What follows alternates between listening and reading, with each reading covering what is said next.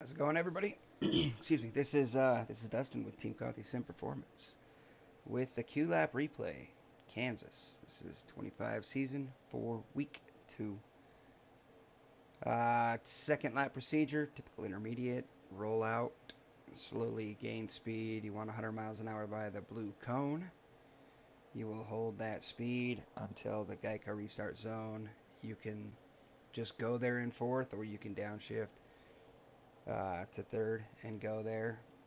Again, as always, the longer you wait to go, as long as you can get up to speed by the start finish line, the longer you wait, the freer the setup will feel.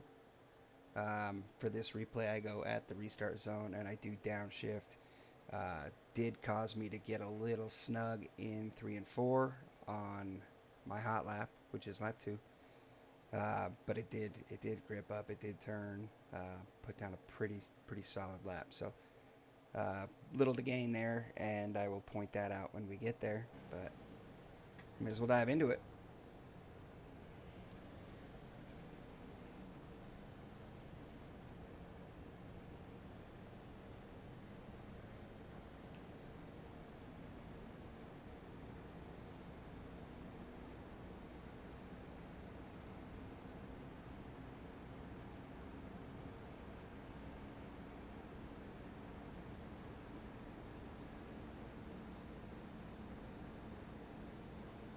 So that 100 miles an hour to 110 range is where you want to be.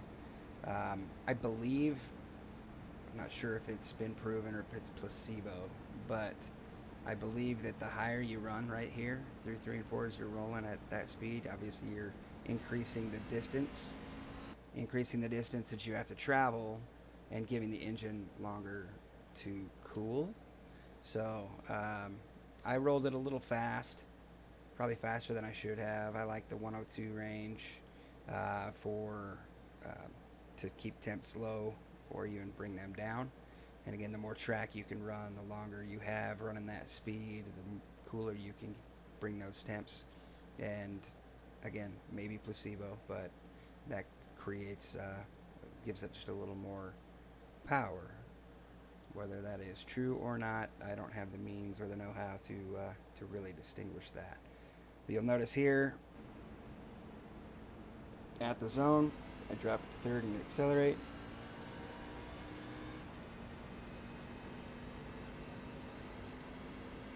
Doesn't really matter if you run top or middle over here, but just try not to cross seams, whatever you decide to do. Any bobble that a seam could create could spike tire temps, knock the sweet right out of them.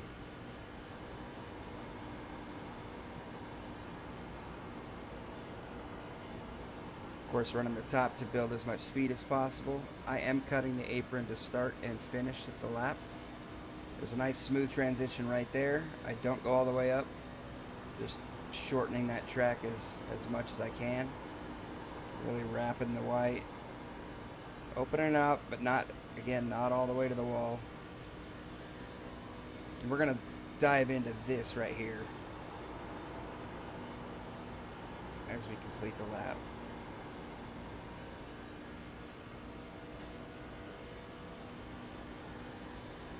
All right, so going back to the entry to 3.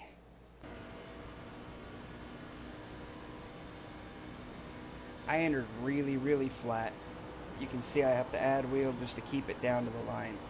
A change in approach here would simply be entering just a little bit higher. So a little higher than that white dash you see here. Just a little higher than that, and taking a more aggressive angle to the line. That will allow me to keep the truck straighter, less wheel at that heavy load point. A lot of wheel under heavy load equals higher scrub and a decrease of speed. So if I were to do it again, if I were to run this again, that's what I would attack next. But as you see here, it did grip here. It did hold the line.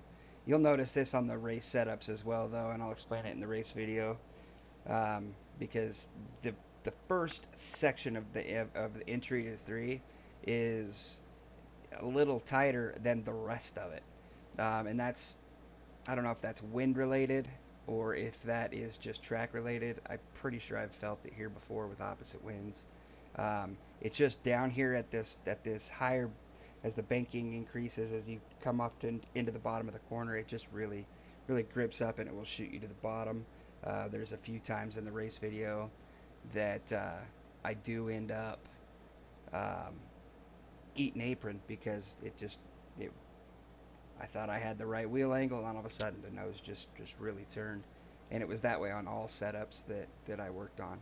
It's definitely a track thing. Anticipate it, see that it's coming.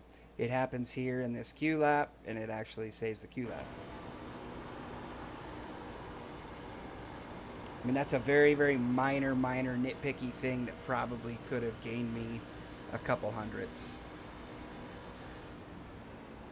So anyway, that is a 2989, which is actually about a tenth faster than we were in season two, with a 10-degree hotter track temp. So pretty good Q setup, pretty good pack this week. I'm pretty excited about it. We thank you guys for choosing us and wish you the best of luck. And as always, any questions, feel free to reach out. Happy to help with anything you may need with these setups and throughout the week.